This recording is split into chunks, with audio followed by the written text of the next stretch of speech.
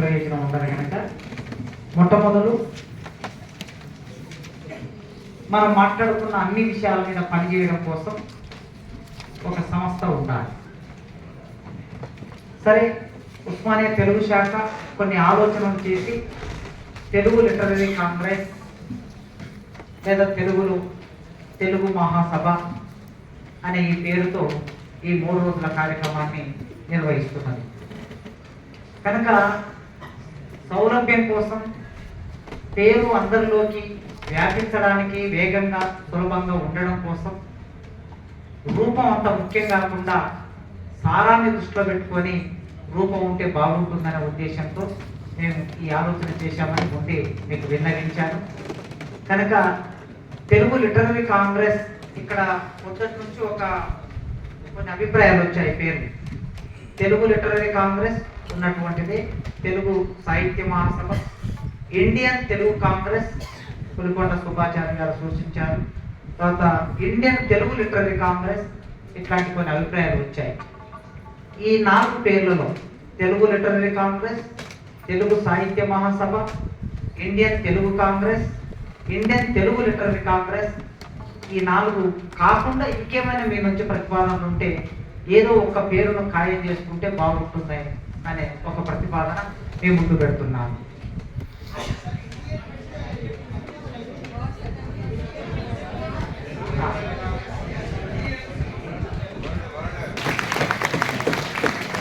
Thank you.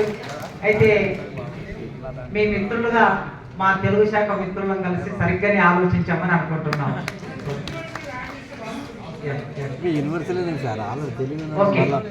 ఆ తర్వాత ఇందులో సభ్యత్వం సంబంధించి ఒక సంఘం ఏర్పడిన తర్వాత దాంట్లో మెంబర్స్ ఎవరు ఉండాలి అనే ప్రశ్న వస్తుంది. అయితే నేను మీకు ఇంతకుముందే చెప్పినట్లు సైన్స్ కాంగ్రెస్, తర్వాత history Congress, Indian sociological society, commerce forum, ఇట్లాంటి వాటన్నిటి బైలాస్ చదివాను నేను.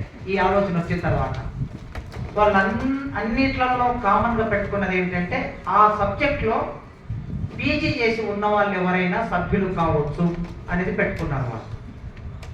ఇండియన్ సైన్స్ కాంగ్రెస్కి అయితే 35 లక్షల మంది సభ్యులు ఉన్నారు. హిస్టరీ కాంగ్రెస్కి 35,000 మంది సభ్యులు ఉన్నారు. సైన్స్ కాంగ్రెస్కి అంతమంది ఎంత ఉన్నారంటే అది 1914లో ఏర్పడింది. కలకత్తాలో ఒక బ్రిటిష్ సైంటిస్టు ఆలోచన పరులు ఏర్పాటు చేసి ఆ తర్వాత దాన్ని ఇప్పుడు కొనసాగిస్తున్నారు. అది ఇప్పుడు ప్రభుత్వ రంగ సంస్థ. ఒక్కొక్కసారి ఆ సభలు పెట్టడానికి అయ్యే ఖర్చు 50 నుంచి 60 కోట్లు ఖర్చు అవుతుంది. ప్రధానమంత్రి కంపల్సరీ వస్తూ ఉంటారు ఆ సభల ప్రారంభానికి. సో చాలా ఇన్నాళ్ళ నుంచి అంటే 100 సంవత్సరాలు దాటిన సంస్థ అది. తర్వాత హిస్టరీ కాంగ్రెస్ 1934లో ఏర్పడింది. మళ్ళీ దాంట్లో ఏపీ హిస్టరీ కాంగ్రెస్ ఉంది, తెలంగాణ హిస్టరీ కాంగ్రెస్ ఉంది, ఇండియన్ హిస్టరీ కాంగ్రెస్ ఉంది. ఏ రాష్ట్రానికి ఆ రాష్ట్రానికి ఆ కాంగ్రెస్లు ఉన్నాయి, చాప్టర్స్. అయితే ఇప్పుడు మనకి తెలుగు అనేది 2 తెలుగు రాష్ట్రాలు, వేరే రాష్ట్రాల్లో కూడా తెలుగు ఉన్నది. భవిష్యత్తు దీని రూపం ఎట్లా తీసుకుంటుందో మనకు తెలియదు.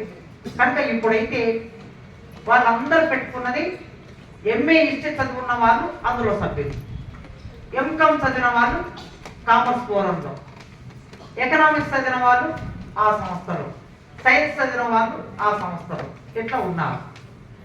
ప్రతిపాదన ఏమిటంటే ఆ పద్ధతిలోనే ఏదైనా విశ్వవిద్యాలయం నుంచి ఎంఏ తెలుగు చదివిన వారందరూ ఇందులో సభ్యులుగా ఉంటే బాగుంటుందని ఒక ప్రతిపాదన మేము ముందు పెడుతున్నాం.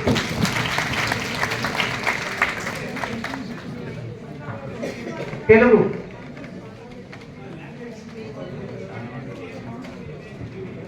అదే ఓరియంటల్ లాంగ్వేజెస్ కూడా ఇందులో భాగమే. Telugu MA oriental language, MA Telugu ఏదైనా చదివిన వాళ్ళు ఇందులో సభ్యులు. ఓకే, సో దీనికి అందరికి యాక్సెప్టెన్స్ ఉంది కదా. Thank you. తర్వాత అమ్మగారు